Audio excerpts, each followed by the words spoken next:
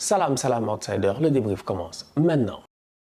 Top performance de la part des Italiens qui sont en train de monter petit à petit, je dis bien, en confiance dans cette compétition-ci. Les Italiens enchaînent un énième match encore une fois sans défaite et sans encaisser de but. Les Italiens défensivement, ils sont anormalement solides. Mais ce qui est le plus impressionnant, c'est que cette équipe d'Italie-là, elle claque des buts. Je vous l'ai dit ici la dernière fois, l'Italie défend, mais défend en avançant. Et ça, c'est une première. Et cette première-là, c'est grâce à qui? C'est grâce au coach Roberto Mancini. Depuis qu'il est arrivé, cette équipe d'Italie-là, elle claque des 3 buts, des 4 buts. Aujourd'hui, ils en mettent des buts. Et sincèrement, je suis obligé d'en arriver à une seule conclusion. C'est que cette équipe d'Italie-là, peut-être qu'on ne la met pas parmi les favoris de cette compétition-là, mais par rapport à ce que je vous ai dit lors du premier débrief face à la Turquie, attention à eux, ils sont dangereux. La recette pour défendre en avançant, elle est simple. Il te suffit juste d'avoir des joueurs sur le terrain qui osent, je dis bien, qui osent se projeter. Aujourd'hui, cette équipe d'Italie-là, elle est remplie de joueurs qui osent se projeter. Les latéraux se projettent, les milieux de terrain se projettent. On va d'abord parler des milieux de terrain. Il y en a un qui a été sensationnel aujourd'hui. C'est le boy de Sassuolo, c'est le boy Locatelli. Et là où moi je suis surpris, et là où je suis encore doublement surpris, c'est que l'Italie marque aujourd'hui un but à l'Euro, un but 100% Sassuolo. Remise de Locatelli vers Berardi, qui déborde, qui fait la différence, qui remet à Locatelli, qui s'est projeté, qui vient claquer son but. Je vous dis, cette équipe d'Italie-là, elle défend superbement bien, mais elle défend en avançant. Locatelli pose problème. Pourquoi Locatelli pose problème? Parce que Locatelli, en ce début d'Euro aussi, il était là juste pour pallier l'absence de Verratti. Le problème, il est simple, c'est que Locatelli, quand tu le vois jouer, tu te rends compte que cette saison à Sassuolo, il a été exceptionnel. Il arrive à l'Euro, il confirme. Donc du coup, Locatelli est-il meilleur que Verratti? Le débat s'impose. Franchement, le débat s'impose. Locatelli, les performances qu'il sort depuis 2 matchs, c'est des performances extraordinaires. Au milieu de terrain, il est sensationnel. Locatelli, défensivement, il est là. Offensivement, il est là. Quand il faut frapper, il ose le faire. Et en plus de ça, aujourd'hui, il nous a montré qu'il a une superbe, je dis bien, capacité de pouvoir jouer des 2 pieds. Parce que sur le but de Locatelli, je vous rappelle qu'il fait remise, pied gauche, finition, pied droit. Player, grand joueur, et sincèrement, 23 ans, j'ai hâte d'en voir plus de ce gars-là. Et là où je dis que cette équipe d'Italie-là, elle est dangereuse, c'est que cette équipe d'Italie-là, quand même, elle est jeune. 23 ans, Locatelli, Barella, il a quel âge? Barella, il a quel âge? Barella, c'est un boy, je dis bien, du même âge que Locatelli, c'est un gamin. Barella, encore une fois, voilà un autre petit qui vient d'arriver en équipe nationale et qui est en train de s'imposer. Un petit qui sort d'une saison extraordinaire avec l'Inter. Honnêtement, Barella, encore une fois, au milieu de terrain, il a été exceptionnel. Donc du coup, tu as un Locatelli qui est défensivement très bon, offensivement très bon, un Barella qui est défensivement débrouillard, offensivement très bon, et un Jorginho qui fait ce qu'on lui demande de faire, c'est-à-dire être, je dis bien, le régista reculé, le meneur de terrain reculé, le gars qui est là, qui est tranquille, qui est posé, qui s'intercale de temps en temps entre les 2 défenseurs pour pouvoir, je dis bien, mener les attaques de cette équipe d'Italie-là. Donc franchement, on va être sérieux, l'équipe d'Italie de Mancini, je suis désolé, je la regarde et je répète encore une fois ce que j'ai eu à dire au premier débrief et ce que je redis aujourd'hui. C'est une équipe qui défend, mais qui défend en avançant. Elle n'a toujours pas encaissé de but. Vous vous rendez compte, ça fait genre 10 matchs, ils n'ont pas encaissé de but. Ça fait genre 10 matchs, ils n'ont pas encaissé de but. Eux, encaissé de but, ils ne connaissent plus ça. Ils n'encaissent plus de but. Défensivement, ils ont un très bon gardien de but. Mais au-delà de cela, ils ont des latéraux quand même. Aujourd'hui, il faut qu'on en parle. L'équipe nationale d'Italie, on va être sérieux, en 2006, quand elle gagne, je dis bien, sa Coupe du Monde, elle a un latéral gauche qui est fatigant, qui est, je dis bien, emmerdant, excusez-moi. Il s'appelle Fabio Grosso. Fabio Grosso, la preuve, c'est même lui qui va claquer le but en finale, si je ne me trompe pas, le penalty gagnant. C'est le même Fabio Grosso qui va gagner, si je ne me trompe pas, un penalty extrêmement important en 8e de finale face à l'Australie. Aujourd'hui, l'Italie, ils arrivent, offensivement parlant, ils sont très intéressants et encore une fois sur le terrain, ils ont un latéral gauche qui est excellent. C'est qui? Spinazzola. Mais il est fort, lui. Mais il est fort, lui. Lui, il dribble le pied droit, il centre pied gauche. Vous avez remarqué, Spinazzola, il dribble toujours avec son pied droit, il centre pied gauche. Ce qui me fait dire que Spinazzola, quand même, c'est un boy 2 pieds. Il sait jouer des 2 pieds. Spinazzola, il n'a pas peur de percuter. Il passe son temps à faire des appels et il te dribble. C'est ce que je disais hier de Semedo. En disant que le Portugal, ils font un bon match, ils gagnent 3-0, tout ça. Mais tu as besoin que ton latéral, de temps en temps, quand il est 1 contre 1, qu'il tente le dribble, tente le pont. Si tu ne sais pas dribbler, si tu ne sais pas faire de passement de jambes et de crochet. Fais le grand pont. Franchement, fais comme les tontons dans le temps. Tu pousses le ballon, tu cours plus vite que le gars. Spinazzola, il sait tout faire. Aujourd'hui, Spinazzola, il a fatigué le boy Babou. Donc franchement, on va être très sérieux. Cette équipe italienne-là, franchement, C'est leur deuxième match. Tu as l'impression que l'adversité n'est pas forte. Effectivement, l'adversité n'est pas très forte. L'adversité est décevante. Mais les Italiens, ce qu'eux ils proposent en termes de football, c'est sensationnel. Je prends le temps pour saluer Ciro Immobilier parce qu'Immobilier, il fait un match compliqué. Il fait un match compliqué, beaucoup de ratés. Beaucoup de ratés, tu ne comprends pas. Quand tu vois l'effectif, quand tu vois la qualité sur le terrain de l'Italie, quand tu vois le jeu qu'il déploie, quand tu vois la manière à laquelle ils mettent Immobilier dans des bonnes conditions, je suis désolé, Immobilier devrait déjà être à 3 buts dans cette compétition-ci. Cependant, Immobilier, aujourd'hui, n'arrive pas à se gérer. Ça a été compliqué pour lui. Mais en fin de match, il arrive à claquer son but. Et c'est là encore là où je salue Mancini. Parce que franchement, à un moment donné, moi, je regarde le match, Immobilier, il m'énerve. Il m'énerve, il me frustre. Je me dis, mais pourquoi Belotti, qui est excellent, est sur le banc? Pourquoi Belotti ne joue pas? Pourquoi Belotti ne rentre pas plus tôt? Et pourtant, à la fin, c'est Immobilier qui claque son but. Donc, c'est lui qui a raison sur moi. Donc, franchement, on va être sérieux. Mancini, encore une fois, en termes de gestion de collectif, le gars, il est très bon. L'Italie, 2 matchs, 2 victoires. Le 3e match face au Pays de Galles, il va faire tourner. C'est là où je m'inquiète pour certains gars. Parce que quand il va faire tourner en tant que tel, il y en a d'autres qui vont essayer de s'imposer. Et parmi ceux qui vont essayer de s'imposer, il y a le boy qui est ça. Aujourd'hui, je suis désolé, Lorenzo Insigne, c'est vrai. Défensivement parlant, en fait, Insigne, c'est un leader en fait.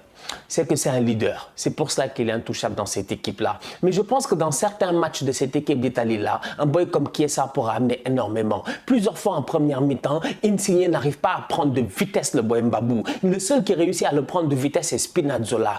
Insigne, je suis désolé, il ne faudrait pas que Mancini, de temps en temps, il soit là à penser à la FIFA et aux jeux vidéo. Insigne, dans les jeux vidéo, il va vite. Dans la vraie vie, c'est pas le gars le plus rapide. Il est petit, c'est vrai. Il est vif, c'est vrai. Il a une capacité de dribble rapide, c'est vrai. Mais en termes de vitesse de pointe, c'est compliqué. Chiesa peut t'amener beaucoup plus, je dis bien, sur des combinaisons et des dédoublements sur le côté. Donc du coup, lors du prochain match face au Pays de Galles, je m'attends à voir Chiesa sur le terrain. Je m'attends à voir Emerson sur le terrain. Je m'attends à peut-être avoir Verratti sur le terrain. Verratti va devoir, lui, en tout cas, charbonner dur. Parce que, sincèrement, je suis désolé. Locatelli, c'est un Italien, il a 23 ans. Moi, si je suis le Paris Saint-Germain, je remercie Verratti, je fais un échange avec Sassuolo, Locatelli, Verratti, et je mets même de l'argent dessus sans aucun problème. Parce que Locatelli, c'est le genre de joueur, je dis bien, que tu as envie d'avoir dans ton milieu de terrain, dans une saison, pour avoir une équipe compétitive. Parce que le gars, aujourd'hui, en fin de match, il est cramé, mais vous avez vu comment il a couru durant le match? Magnifique. La Suisse a été très décevante. La Suisse a été très décevante. Et je répète, la Suisse a été très décevante. Dans ce groupe-là, la Suisse et la Turquie, c'est le dernier match du groupe. Voilà, 2 tocards, ils vont aller jouer l'un contre l'autre. On va voir qui va gagner. Parce que franchement, quand même, il y a des followers ici, ils m'ont fatigué dans les commentaires. Ouais, tu vas voir la Suisse, la Nati, la Suisse, là, ils sont venus, on les a vus jouer, il n'y a eu rien d'intéressant. Je suis désolé. Ils ont un attaquant, Seferovic, qui n'est pas mobile, qui ne bouge pas, qui n'est pas dangereux, sincèrement. Mais Seferovic, en fait, il sert à quoi? Mais faut arrêter quand même avec des gars qui, je sais pas moi, Seferovic. Non, tu vas pas gagner des compétitions avec Seferovic. Je suis désolé, le gars qui a remplacé Seferovic a été 2 fois plus dangereux, je dis bien, que Seferovic. Donc aujourd'hui, tu te rends compte que les Suisses, non seulement offensivement, ils sont pas dangereux, au milieu de terrain, ils ont de sérieux problèmes. Je suis désolé. Granit Xhaka, Shaqiri, voilà des gars qui doivent jouer vers l'avant. Shaqiri, c'est en fin de match qu'il tente une frappe. Il a fallu, je dis bien, attendre la fin du match pour que Shaqiri tente une frappe. Il faut que les gars ils soient menés 2-0 pour que les gars ils osent tenter des frappes. Avant ça, t'as pas une frappe. Granit Xhaka, bon pied gauche, il frappe pas. Mais pourquoi les gars frappent pas? Ah, c'est frustrant quand même. Ah ben c'est frustrant, je suis désolé. Mais les Suisses doivent mieux faire. Les Suisses doivent mieux donner. Mais les gars, quand même, à un moment donné, bouger les Italiens. Ils ne l'ont jamais fait.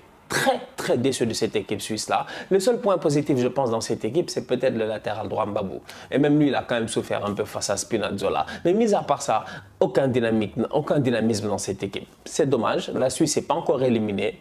Mais ça va être compliqué. La Turquie, après avoir perdu son premier match 3-0 face à l'Italie, elle s'est fait taper aujourd'hui 2-0 face au Pays de Galles. Franchement, les Turcs sont pas sérieux. C'est dommage. Le président Erdogan, il a même quitté le pays. Il est venu jusqu'à Bakou. Bon, vous savez, l'Azerbaïdjan, la Turquie, c'est la même chose presque. Voilà.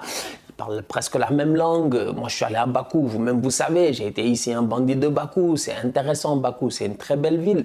Les Azerbaïdjanais, c'est comme des Turcs. Donc, du coup, c'est le même peuple. Donc, du coup, la Turquie, ils jouent à Bakou. Ils jouent presque à domicile. Les Turcs, ils sont à domicile à Bakou. Ils se font taper 2-0 par pas par l'Italie, par le pays de Galles de Gareth Bale et Aaron Ramsey. Je suis désolé, franchement, les Turcs, j'ai jamais vu une défense.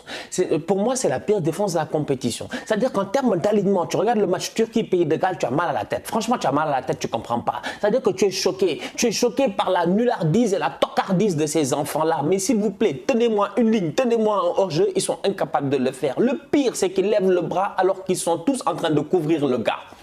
Mais pourquoi vous levez le bras? Franchement, mais les Turcs aujourd'hui... Ah non, mais Ramsey, il a fait la même course plusieurs fois et il a marqué à un moment donné. Après, le fait qu'il ait raté plusieurs fois, c'est normal, c'est un joueur d'Arsenal.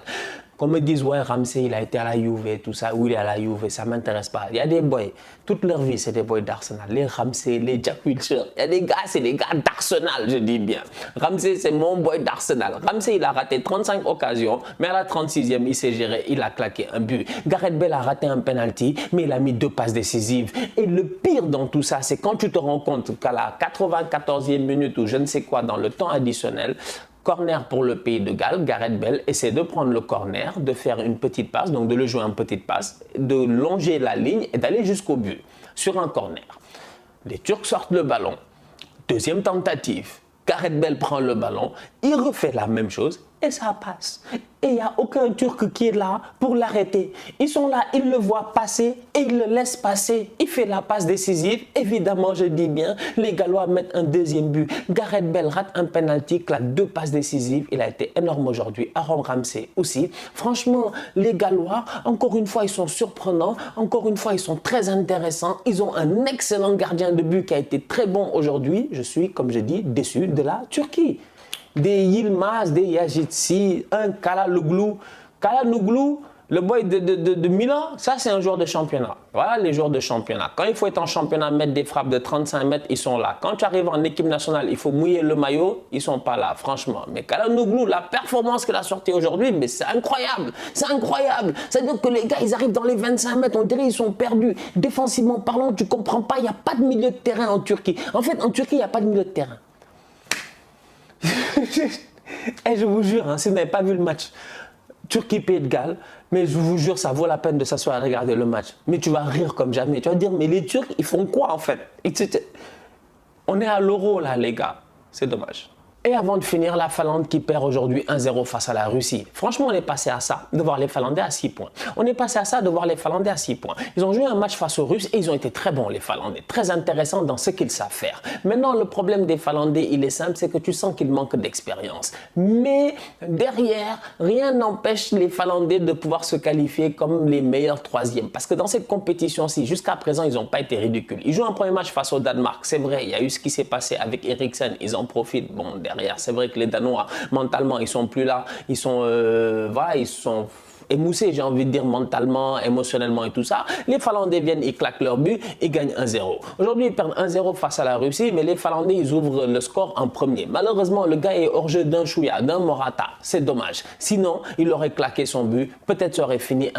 Donc franchement, je dis, les Russes, dans leur football en tant que tel, jusqu'à présent, ils ne sont pas très intéressants, franchement. C'est-à-dire qu'il y a des équipes, je suis désolé, tu les vois jouer dans cette compétition-ci et tu n'es pas vraiment bluffé par ces équipes-là, dans aucun compartiment en fait dans leur football. N'empêche, ils sont là, ils ont 3 points, tout comme la Finlande. Prochain match dans ce groupe-là, c'est entre la Belgique et le Danemark. Ça risque d'être très très intéressant parce que si les Danois perdent ce match face à la Belgique, ils seront en très mauvaise posture pour espérer, je dis bien, se qualifier, pour être parmi les meilleurs troisièmes. Donc on va être très sérieux, franchement. J'ai envie de dire, le beau résultat de la journée, bah, c'est les Russes qui vont chercher 3 points face à des Finlandais qui auraient peut-être pu créer un hold-up et finir avec 6 points. La famille, on se capte dès demain pour de nouveaux débriefs. D'ici là, continuez à liker, continuez à partager. On s'abonne, on s'abonne, on s'abonne. On est ensemble, on reste en santé. Tous outsiders.